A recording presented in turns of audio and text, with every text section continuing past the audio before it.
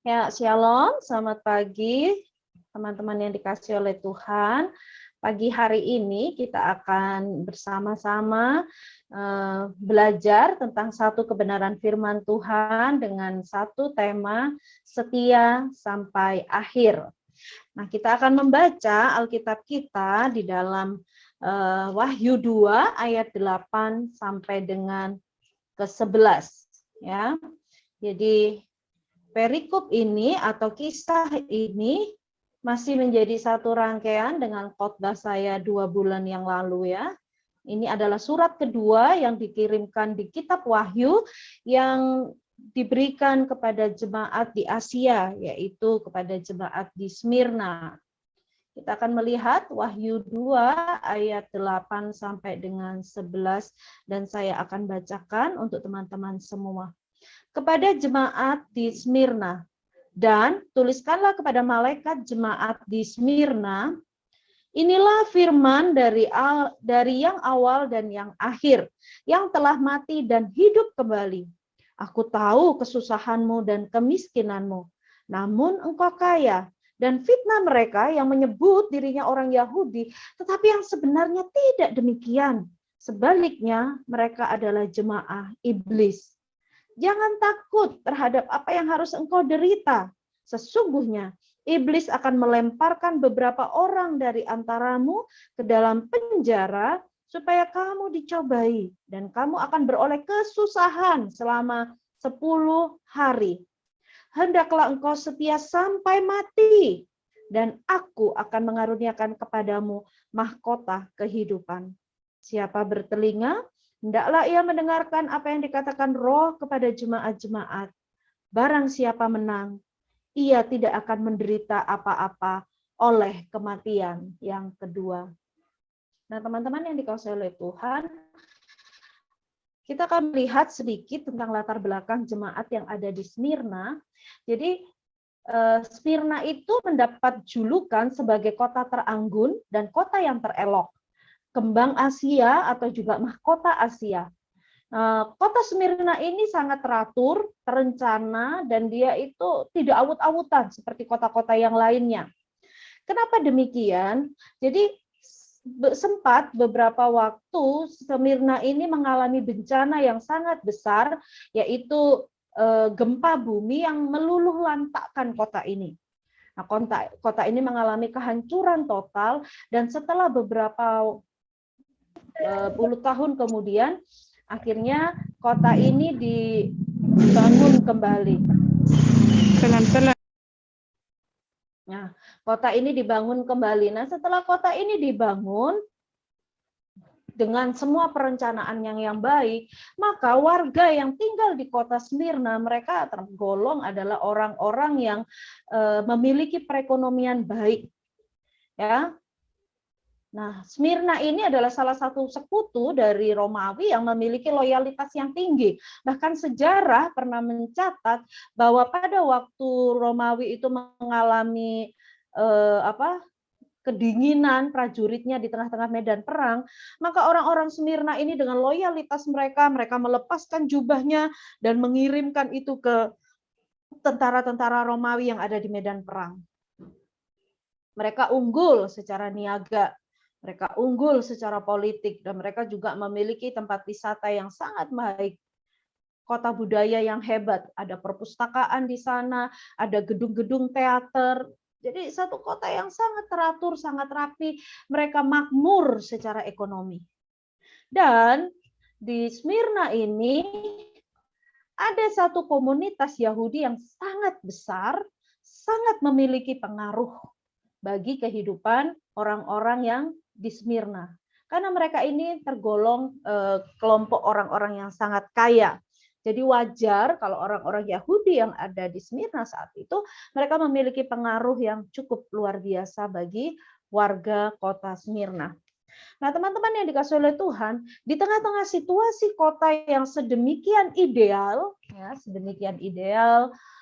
mereka kaya, hidup di kota yang mapan, teratur gitu ya. Nah, kita pun kan membandingkan kalau kita hidup di Kota Malang, mungkin kita bisa bandingkan dengan Surabaya yang secara administrasi itu jauh lebih tertib sejak kepemimpinan Ibu Tri Risma itu membuat kita, aduh kok rasanya lebih nyaman ya hidup di sana. Nah, hal yang sama mungkin dialami oleh orang-orang di Smyrna pada waktu itu.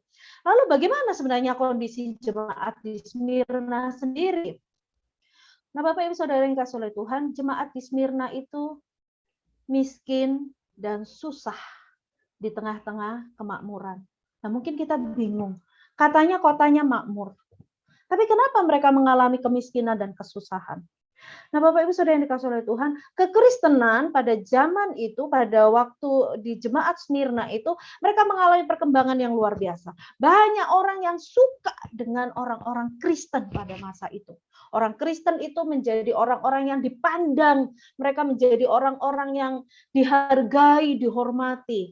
Tapi kondisi itu, kondisi di mana orang-orang lain itu menghormati orang-orang Kristen, membuat kelompok orang Yahudi ini tidak suka. Mereka tidak suka dengan keberadaan orang Kristen. Orang Kristen itu dianggap sebagai satu penyakit yang harus dibasmi, dihabisin, dimusnahkan. Sehingga dengan berbagai cara orang-orang Yahudi pada masa itu, mereka berusaha untuk membinasakan kekristenan. Bahkan dengan cara memakai tangan pemerintah Romawi. Mereka menggunakan tentara Romawi, pemerintah Romawi untuk membasmi kekristenan. Sehingga hal yang wajar kalau kekristenan waktu itu atau orang-orang Kristen waktu itu mereka mengalami kesusahan, mereka mengalami kemiskinan. Kenapa? Karena secara signifikan ada satu kelompok orang yang memiliki kekuatan, memiliki kuasa membuat mereka hidup dalam penderitaan. Penderitaan yang bukan karena memangnya situasinya yang membuat mereka menderita, tapi itu secara signifikan dilakukan, disengaja untuk mengkondisikan jemaat Smyrna itu menderita. Mereka mengalami penganiayaan. Dan kalau teman-teman mungkin nanti bisa melihat di sejarah ya tentang Polikarpus, itu adalah salah satu pemimpin agama yang pada masa itu dia nyata-nyata menghadapi penganiayaan hanya karena dia tidak mau mengatakan bahwa kaisar adalah Tuhan.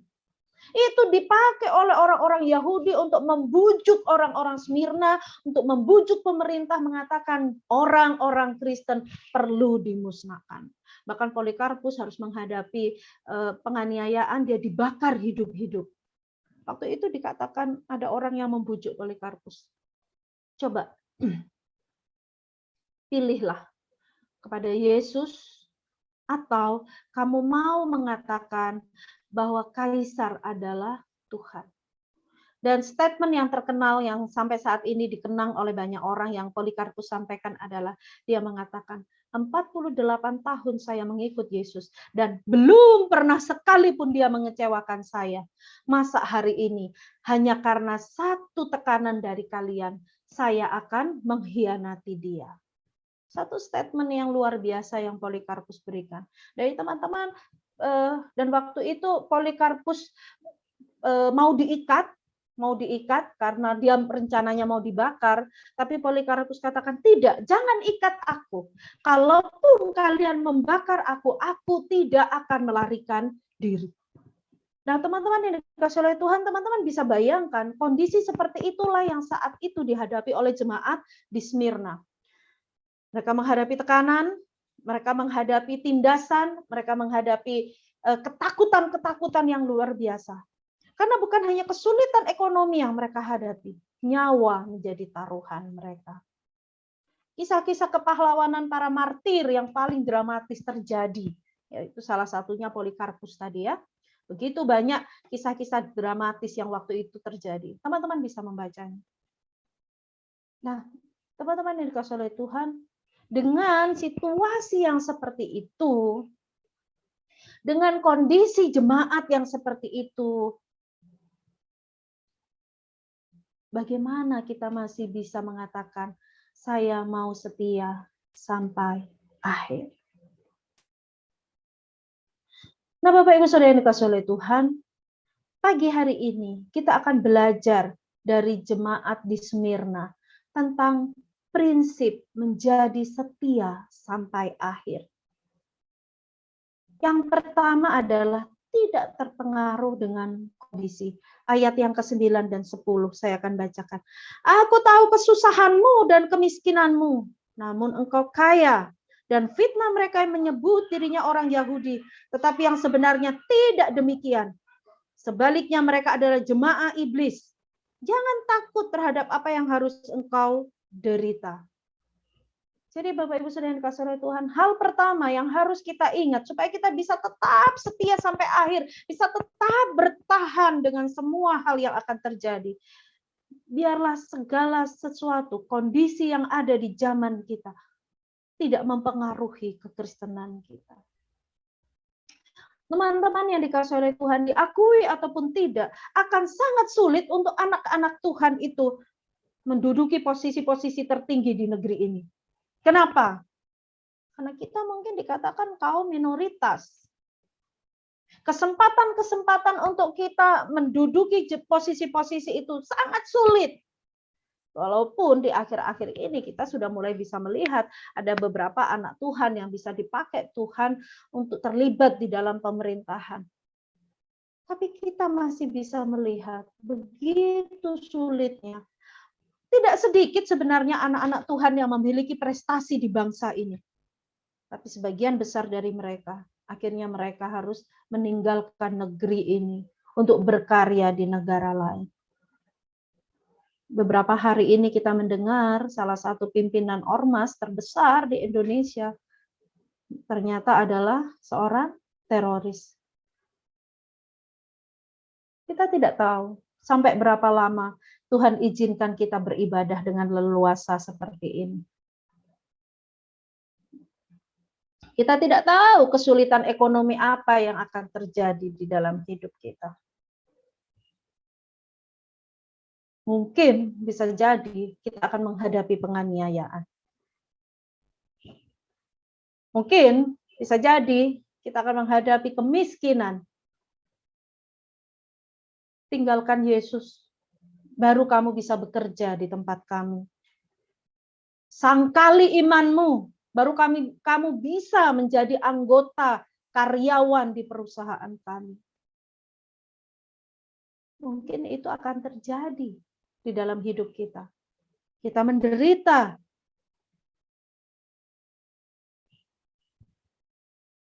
Tidak sedikit anak-anak Tuhan yang waktu masa mudanya melayani Tuhan dengan luar biasa. Tapi karena pasangan hidup, akhirnya meninggalkan Tuhan. Mungkin teman-teman melihat ya, banyak artis-artis yang dulunya melayani di mana-mana, tapi akhirnya dia meninggalkan Tuhan. Salah satu yang masih saya ingat betul itu Bella Safira, orang Batak lagi ya. Kita itu aneh sebenarnya kalau melihat orang Batak itu tidak beragama Kristen. Bella Safira, kami pernah melayani sama-sama waktu itu di Batam. Dia menjadi bintang tamu untuk KKR yang gereja kami buat. Luar biasa kesaksian yang dia berikan. Tapi karena pasangan hidup, dia tinggalkan Tuhan. Dan saat ini kita tidak sedikit mendengar postingan-postingan di TikTok, di sosmed yang lainnya, bahwa pernikahan beda agama itu biasa. Agamamu ya agamamu, agamaku ya agamaku. Kalau kita sudah sama-sama suka, ya carilah solusinya. Berapa banyak anak-anak muda yang jatuh dalam pemikiran itu. Menderita. Aduh, saya tidak dapat pasangan hidup. Merasa sudah berakhir hidup kita. Sehingga kita berani menukar keselamatan itu dengan apapun. Di penjara.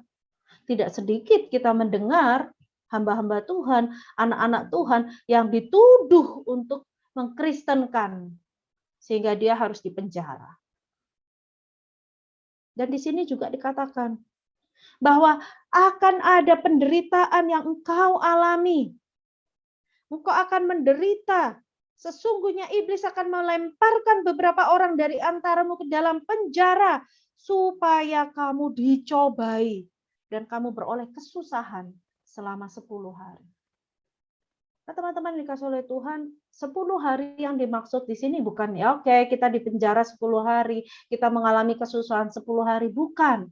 Tapi 10 hari yang dimaksud di sini ada, memang ada waktu kita akan mengalami itu. Tapi waktu itu pun tetap ada dalam pengetahuan Tuhan. Tapi luar biasanya, yang Tuhan katakan kepada jemaat di Smyrna pada ayat yang ke-9, aku tahu kesusahanmu dan kemiskinanmu, namun engkau kaya. Dari kemarin saya sempat diskusi gitu. Bagaimana mungkin orang yang menderita, orang yang susah, orang yang menghadapi penganiayaan Tuhan katakan engkau kaya. Nah, Bapak Ibu Saudara yang dikasih oleh Tuhan, kaya yang dimaksudkan di sini bukan kaya melimpah secara materi. No, bukan itu. Walaupun kamu diinjak-injak orang, walaupun kamu menghadapi penganiayaan, walaupun kamu menderita, walaupun kamu sakit, kamu miskin, dan lain sebagainya di hadapan dunia, tapi nilaimu sebagai orang Kristen itu berbeda. Itu kekayaan yang Tuhan maksud. Ya, saya kasih gambaran untuk Bapak Ibu semua ya. Nah, di tangan saya ada uang 50.000. Kalaupun uang ini dilecet-lecetin, dibuang, diinjak-injak, kena lumpur, kena kotoran anjing sekalipun, tapi waktu dia ditemukan, apakah nilainya berbeda? Apakah karena uangnya udah ada kena lumpur, ada kotoran anjing di situ, sudah tidak lagi 50.000, nilainya hanya jadi 500. Apakah begitu? Tidak. Dia tetap bernilai 50.000. Demikianlah kita, anak-anak Tuhan. Walaupun mungkin kita diinjak-injak, kita menderita, kita mengalami kesengsaraan, kita mengalami penganiayaan sekalipun, tapi kalau kita tetap percaya kepada Kristus, itulah nilai kita, itulah kekayaan kita. Jadi Bapak Ibu Saudara dikasih oleh Tuhan, jangan pernah terpengaruh dengan kondisi apapun. Ibu, kami mengalami kesusahan. Kami mengalami kesulitan mencari pekerjaan. Kami mengalami kesulitan untuk ekonomi. Kami mengalami kesulitan untuk situasi kami. Kami mengalami penderitaan seperti ini. Tetap percayalah kepada Kristus yang telah memilihmu. Jangan biarkan kondisi-kondisi itu mempengaruhi hidupmu. Karena nilaimu bukan ditunjukkan oleh pekerjaanmu. Karena nilaimu bukan ditunjukkan oleh kekayaanmu. Karena nilaimu bukan ditunjukkan oleh apa yang kau miliki. Nilaimu adalah karena engkau milik Kristus. Nah, Bapak Ibu Saudara yang dikasihi oleh Tuhan, prinsip kedua yang bisa kita pelajari pagi hari ini adalah meyakini penyertaan Tuhan. Di dalam ayat yang ke-10 tadi dikatakan, jangan takut.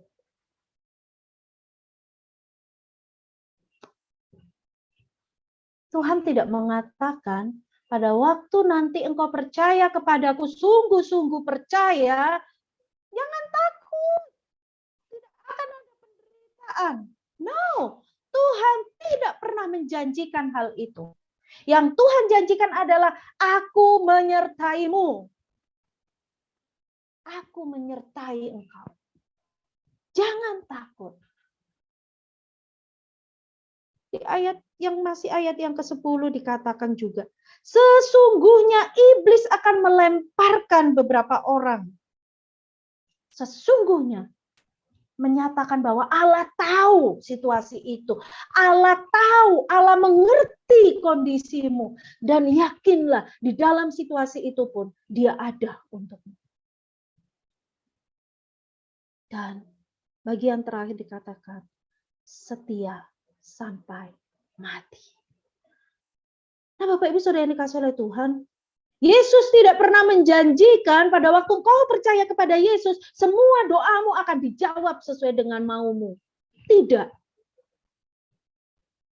Bahkan tidak sedikit kita melihat ada begitu banyak anak-anak Tuhan, ada begitu banyak martir yang sampai mereka harus melepaskan nyawa mereka untuk iman mereka. Apakah Tuhan tidak menyertai? Apakah Tuhan tidak mengasihi mereka? Kita tidak bisa mengatakan kasih Tuhan itu dibuktikan kalau Tuhan memberikan yang kita mau. Tidak. Tuhan punya rancangan yang lebih besar daripada hanya memberikan apa yang kita mau. Keselamatan yang kita miliki itu jauh lebih besar daripada apa yang kita bisa nikmati di dunia. Bapak Ibu Saudara yang dikasihi oleh Tuhan, apapun kondisi kita, apapun situasi kita, yakinlah Tuhan tetap ada bersama-sama dengan kita. Kalaupun Tuhan tidak menjawab doamu sampai engkau mati, yakinlah Dia ada beserta dengan engkau. Satu pembelajaran yang sangat memberkati pada waktu teman-teman Daniel ada di perapian yang menyala-nyala. Mereka katakan, kalaupun Tuhan yang kami sembah tidak menolong kami, kami tidak akan menyangkali Dia. Kami tidak akan menyembah patung yang Engkau buat. Artinya apa? Kalaupun kami harus kehilangan nyawa kami tetap percaya kepada Tuhan. Nah, Bapak Ibu Saudara yang dikasihi oleh Tuhan, kalaupun kita harus kehilangan nyawa, yakinlah Tuhan menyertai kita. Bukan berarti kita akan bersikap konyol. Ya sudah, kita lakukan semuanya. Toh kalaupun kita kehilangan nyawa, Tuhan memahami, Tuhan menyertai. No. Kalau kita harus kehilangan nyawa karena iman kita. Kalau kita harus kehilangan apa yang kita miliki karena keyakinan kita kepada Kristus. Yakinlah Tuhan ada di situ. Dia melihat apa yang engkau lakukan. Dia melihat apa yang engkau berikan. Dia melihat apa yang engkau serahkan untuk imanmu kepada Dia. Teman-teman yang dikasihi oleh Tuhan. Waktu-waktu ke depan tidak akan menjadi semakin mudah untuk kita. Saat ini kita sudah masuk di dunia yang lebih modern, di mana tidak ada lagi kebenaran yang mutlak. Ya, benar itu kan menurut kamu. Menurutku enggak ya, enggak usah diurusin lah. Kita akan ada di dalam dunia yang seperti itu. Tapi masihkah kita bisa berdiri di atas kebenaran Tuhan dan mengatakan, aku ini milik Kristus. Kalaupun aku harus kehilangan semua yang kumiliki, aku ini milik Kristus. Mampukah kita tetap mengatakan itu? Bapak Ibu Saudara yang dikasihi oleh Tuhan, ada upah yang sebenarnya Tuhan siapkan untuk mereka yang mau setia sampai akhir. Jadi apapun yang kita lakukan saat ini untuk kita bisa berdiri mempertahankan iman kita, itu tidak ada sia-sia. Karena dengan jelas di dalam teks ini, Tuhan memberikan janji.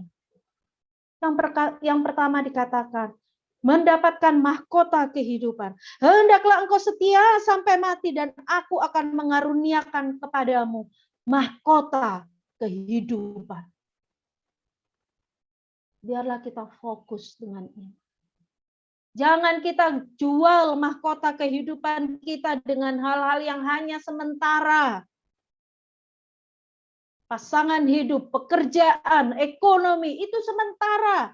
Setelah kita menutup mata, semuanya musnah. Jangan jual yang kekal hanya untuk sesuatu yang sementara. Tidak menderita kematian kedua. Siapa bertelinga hendaklah ia mendengar apa yang dikatakan Roh kepada jemaat-jemaat. Barang siapa menang, ia tidak akan menderita apa-apa oleh kematian yang kedua. Nah, Bapak Ibu Saudara yang dikasihi oleh Tuhan, kita orang Kristen meyakini bahwa kita hidup 2 kali dan meninggal 1 kali. Kita lahir 2 kali dan meninggal 1 kali. Kita lahir pertama secara jasmani. Setelah kita percaya kepada Kristus, kita lahir untuk yang kedua kalinya di dalam Kristus. maka kita akan mengalami kematian fisik. Tapi kematian kekal tidak akan pernah kita alami. Kenapa? Karena ada janji keselamatan di dalam Kristus.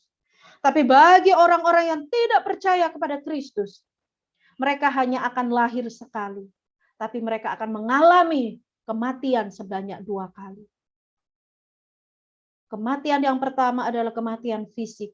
Dan kematian yang kedua adalah kematian kekal. Di mana mereka akan hidup dalam gertak gigi dan air mata. Di dalam penghakiman kekal. Jangan biarkan hal-hal yang saat ini fana. Jangan biarkan hal-hal yang sementara itu merenggut engkau dari janji yang kekal itu. Karena itu teman-teman muda yang dikasihi oleh Tuhan, tetaplah berdiri kokoh di dalam kebenaran firman Tuhan sampai akhir. Sampai kita menutup mata dan Dia mendapati kita tetap setia. Amin.